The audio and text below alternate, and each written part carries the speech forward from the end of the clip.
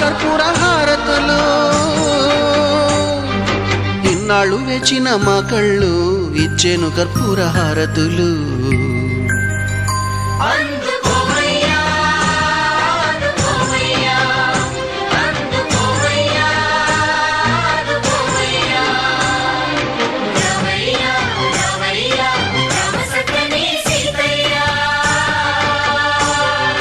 రావయ్యా రావయ్యా రామ సక్కని సీతయ్య